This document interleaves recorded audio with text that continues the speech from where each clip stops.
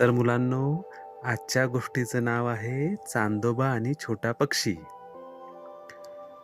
एका जंगलामध्ये एका झाडावर एक छोटासा पक्षी राहत होता. त्याचा रंग निळा होता आणि त्याच्या पंखांवर पांढरे पांढरे ठिपके होते. रोज सकाळी तो लवकर उठायचा आणि या झाडावरून त्या झाडावर, त्या झाडावरून या झाडावर उड्या मारत फिरायचा. कधी या फांदीवर बसायचा, कधी पानांवर बसायचा, कधी फुलांवर बसायचा आणि चिव चिव चिव चिव चिव चिव आवाज करत राहायचा. त्याचं नाव होतं पिंकू. काय होतं नाव? पिंकू. हा जो पिंकू होता ना, याचं एक स्वप्न होतं. त्याला आहे ना चांदोबाबाला जवळून बघायचं होतं. चांदोबाला जवळून भेटायचं होतं. रोज रात्री जेव्हा चांदणं पसरलेलं असायचं ना, तेव्हा तो आकाशात असा त्या चांदोबाला बघत बसायचा आणि म्हणायचा, चांदोबा तू इतका सुंदर आहेस, मला एकदा तरी तुझ्या जवळ यायचंय. तेव्हा चांदोबा हसायचा आणि म्हणायचा, पिंकू माझ्याजवळ येणं शक्य आहे, पण त्यासाठी तुला धैर्य, प्रयत्न आणि विश्वास लागेल. आता धैर्य म्हणजे काय? धैर्य म्हणजे हिम्मत. मला हे करायचंच आहे असा विचार, याला धैर्य म्हणतात. प्रयत्न, प्रयत्न म्हणजे काय की सतत ट्राय करत राहणं. हे ऐकल्याबरोबर पिंकूला खूप मस्त वाटलं. त्याने ठरवलं, आता रोज सकाळी उठायचं आणि उंच उडायचा सराव करायचा. म्हणजे आज समजा थोडंसं वर उडाला, तर उद्या आणखी थोडं वर उडायचं, परवा आणखी थोडं वर उडायचं. असं हळूहळू हळू रोज थोडं थोडं थोडं थोडं थोडं उडायची हाईट वाढवायची आणि मग चांदोबाबापर्यंत जायचं. पहिल्या दिवशी तो झाडाच्या टोकापर्यंत गेला, पण लगेच थकला. दुसऱ्या दिवशी तो थोडासा अजून वर गेला, पण थोड्या वेळाने तो दमला आणि परत झाडावर येऊन बसला. कधी कधी तो थोडासा घसरायचा पण तरीही रडायचा नाही. तो म्हणायचा, चांदोबाच्या जवळ जायचं असेल तर मला आणखी आणखी प्रयत्न करावा लागेल. रोज थोडा थोडा थोडा माझा स्टॅमिना वाढवावा लागेल. आणि त्याचा रोज उंच उंच उंच उडायचा प्रयत्न चालूच ठेवला. दररोज पिंकू थोडा थोडा जास्त उडायला लागला आणि त्याचं शरीर स्ट्रॉंग व्हायला लागलं, बळकट व्हायला लागलं.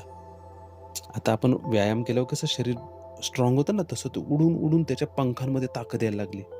जंगलातले बाकीचे जे पक्षी होते ना, ते त्याचं कौतुक करायला लागले. त्यांना वाटायला लागलं, अरे एवढूसा पक्षी पण किती प्रयत्न करतोय, किती प्रयत्न करतोय. आणि ते त्याला वाहवा करायला लागले. एक दिवशी रात्री पिंकूला जाग आली. तो उठला, घरट्याच्या बाहेर आला आणि बघितलं तर खूप मोठा चांदोमामा त्याला दिसला. हवेत गारवा होता, थंडीचे दिवस होते. आकाश चांदण्यांनी भरलेलं होतं आणि चंद्र पूर्ण चमकत होता. पिंकूने ठरवलं, येस, मी आज उडणार आणि चांदोबाबाच्या जवळ जाणार. तो झाडाच्या टोकावरून जोरात उडाला. आणखी वर, आणखी वर, ढगांच्या पलीकडे. थोडं थकल्यासारखं त्याला वाटलं, पण तो थांबला नाही. अखेर तो जोरात त्यांनी पंख हलवले आणि चांदोबाबाचा त्याला गार असा स्पर्श जाणवला. चांदोबाबा हसला, म्हटला, अरे वा पिंकू, तू आलास. मी तुझी वाटच बघत होतो. तू तू जिंकलंस. तू प्रयत्न सोडला नाहीस म्हणून तू आज माझ्याजवळ आलास. त्यानं पिंकूला जवळ घेतलं आणि त्याच्या डोक्यावरनं हात फिरवला. पिंकूला खूप आनंद झाला. तो चांदोबाबाच्या कुशीत बसला. दोघांनी खूप गप्पा मारल्या, अगदी रात्रभर गप्पा मारल्या. चांदोबाने त्याला चांदण्या खेळायला दिल्या. एक चमचमीत चंद्रफूल भेट पण दिलं. भेट म्हणजे गिफ्ट दिलं, चंद्राचं फूल. आणि तो काय म्हटला त्याला, तुला नेहमी हवं ते मिळायचं असेल तर स्वप्न पहा आणि त्यासाठी मेहनत पण कर. त्या रात्री पिंकू पुन्हा आपल्या घराकडे उडत उडत आला. खूप थकलेला होता. आला, घरट्यामध्ये बसला आणि चांदोमामाकडे बघतच त्याने डोळे बंद केले आणि क्षणातच तो घोरायला लागला करून. सकाळी उठला, बघतोय तर सगळे पक्षी जंगलातले टाळ्या वाजवून त्याचं स्वागत करत होते. पिंकूचा आनंद गगनात मावेनासा झाला आणि पिंकू पक्ष्यांचा राजा झाला.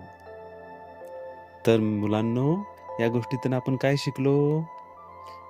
आपण हे शिकलो की जर आपल्याला काही गोष्ट मिळवायची असेल तर आपल्याला हिम्मत दाखवावी लागेल, त्यासाठी प्रयत्न करावा लागेल आणि सगळ्यात महत्त्वाचं म्हणजे स्वतःवर विश्वास ठेवावा लागेल. काय आवडली ना गोष्ट? अच्छा, गुड नाईट.